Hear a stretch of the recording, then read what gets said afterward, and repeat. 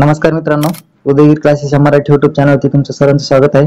मागच्या व्हिडिओमध्ये आपण महाराष्ट्र पोलीस भरती 2024 बद्दल माहिती घेतली आहे। त्यामध्ये शैक्षणिक पात्रता काय असेल, शारीरिक पात्रता काय असेल, त्याच्यानंतर त्याला फीस किती आहे किंवा घटकनिहाय जागा किती आहे किंवा टोटल जागा किती आहे, सर्वांची माहिती आपण मागच्या व्हिडिओमध्ये घेतलेली आहे। तर आपण या व्हिडिओमध्ये तो फॉर्म कसा भरायचा, म्हणजेच महाराष्ट्र पोलीस भरती 2024 तो फॉर्म कसा भरायचा किंवा कसा अप्लाय करायचा या सर्वांची माहिती आपण सविस्तर स्टेप बाय स्टेप घेणार आहे। तर अजूनपर्यंत जर चॅनलला सबस्क्राइब केलं नसेल तर सबस्क्राइब करा आणि हा व्हिडिओ शेवटपर्यंत बघा।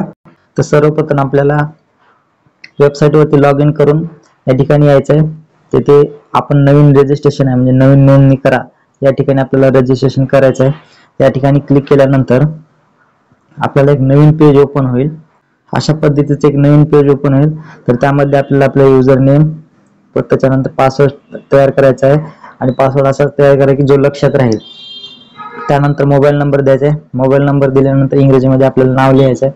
नाव लिहिल्यानंतर तिथे आपल्याला मराठीमध्ये ऑटोमॅटिक कम्पोराइज्ड मराठीमध्ये नाव येते। त्यानंतर आपलं लिंक आहे ते सिलेक्ट करायचं, मेल फिमेल। त्यानंतर आहे आधार क्रमांक। हे सर्व माहिती फिल केल्यानंतर येथे आय हॅव रीड इन्स्ट्रक्शन मध्ये क्लिक करून की जे कॅप्चा कोड दिला आहे तिथे रजिस्टर म्हणून क्लिक करायचं आहे। तर रजिस्टर हे सगळं झाल्यानंतर आपल्याला एक ईमेल आणि मोबाईलवर कन्फर्मेशनचा मेसेज येतो की रजिस्ट्रेशन सक्सेसफुल म्हणून किंवा टोकन नंबर वगैरे येतो।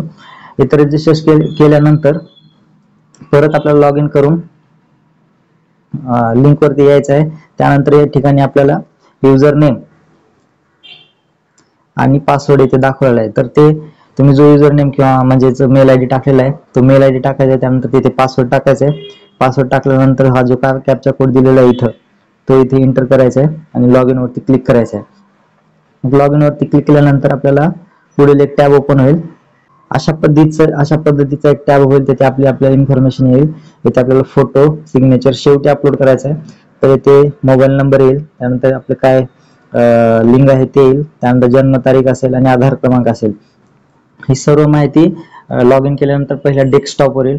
इथे आपल्याला क्लिक करायचं आहे अर्ज आणि छायाचित्र स्वाक्षरी अपलोड करा या ठिकाणी। येथे क्लिक केल्यानंतर दोन ऑप्शन येतील, पदासाठी अर्ज करा किंवा छायाचित्र वगैरे अपलोड करा। तर आपल्याला पदासाठी अर्ज करा या ठिकाणी क्लिक करून नेक्स्ट करायचं आहे।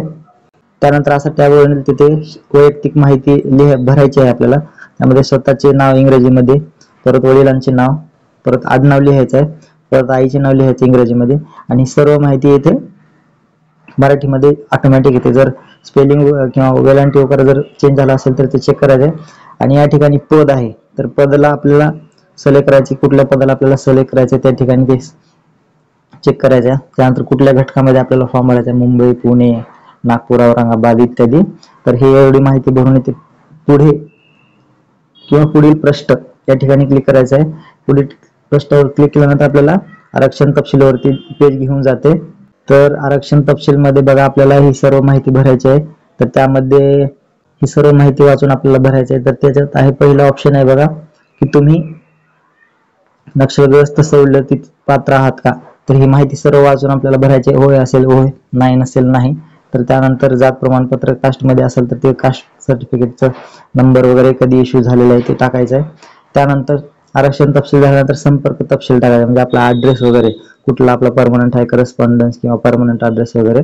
तर इथे संपर्कासाठी पत्ता आहे तो टाकायचा आहे, जिल्हा, आपलं मुक्काम पोस्ट असेल, पिनकोड असेल, तालुका असेल, राज्य असेल। राज्यामध्ये कर्नाटक आणि महाराष्ट्र या दोन ऑप्शन येत आहेत। तर हे टाकल्यानंतर पुढची माहिती आहे की आपल्याला इतर तपशील।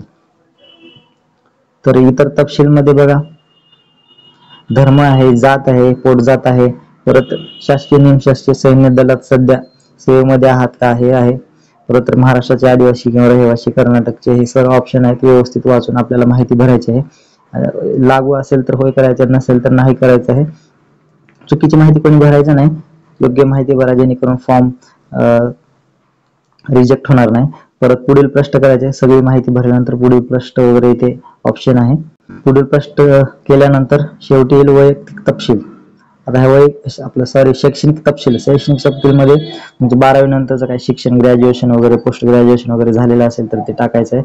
तर इथे बघा अर्हता काय 12वी, परत मंडळ कोणतं होतं, उत्तीर्ण झाले की नाही, परत वर्ष कोणतं आहे पास झालेलं, टोटल मार्क किती आणि मिळालेले मार्क किती, या सर्वांची माहिती लिहायची आहे. पदवीधर आहात का म्हणून विचारते, हो असेल तर असेल हो तर हो करायचं, नाही तर नाही म्हणून टाकायचं. पदव्युत्तर तसंच. जर तुमची मेरिट वेटिंग लिस्ट मध्ये असेल आणि जर तुम्ही कंत्राटी पदावर काम करण्याची इच्छा असेल तर तिथे हो करायचं आहे. हे सर्व झाल्यानंतर या येते बॉक्स मध्ये असं क्लिक करून जतन करायचं. जतन करण्यापूर्वी तुम्ही अर्जाचं पूर्व म्हणजे व्ह्यू घेऊ शकता की सगळे भरलेली माहिती ओके आहे का, की कुठं चूक झालेली आहे. तर सर्व एकदा चेक करून परत जतन करायचं. एकदा जतन झाल्यानंतर एडिट होत नाही. जतन केल्यानंतर आपल्याला असा एक टोकन नंबर येतो, म्हणजे तुम्ही फॉर्म भरला याचे तुमचा टोकन क्रमांक असं पॉपअप मेसेज येतो, तो ओके करायचा आणि त्यानंतर आपल्याला फीस पेड करायचा आहे. फीस पेड करण्याच्या आधी आपल्याला छायाचित्र आणि स्वाक्षरी म्हणजे फोटो आणि सही अपलोड करायची आहे. तर फोटो आणि सहीसाठी मागे सांगितल्याप्रमाणे अशा पद्धतीने ऑप्शन येते. तर इथे आपल्याला फोटो आणि सही अपलोड करायचे आहे. तर फोटो आणि सहीचं काय साईज आहे ते त्यांनी दिलेलं आहे, ते व्यवस्थित बघून घ्यायचं. फोटो आणि सही अपलोड झाल्यानंतर आपल्याला पेमेंट करून सक्सेसफुल पेमेंटचा मेसेज येतो. त्यानंतर आपला फॉर्म फिलअप झालाय किंवा कन्फर्म झालाय किंवा अप्लाय झालाय असं मेसेज येतो. त्यावेळेस आपण आपला फॉर्म भरलेला आहे असं गृहीत धरतो. तोपर्यंत जोपर्यंत पेमेंट पूर्ण होत नाही तोपर्यंत आपला फॉर्म भरला आहे असं होत नाही. त्यामुळं व्यवस्थित काळजीपूर्वक फॉर्म भरा आणि येणाऱ्या परीक्षेसाठी पोलीस भरतीसाठी तुम्हाला खूप खूप शुभेच्छा. चांगला अभ्यास करा. हा व्हिडिओ आवडला असेल तर लाईक करा, चॅनलला सबस्क्राईब करा आणि आपल्या मित्रांना शेअर करायला विसरू नका. धन्यवाद.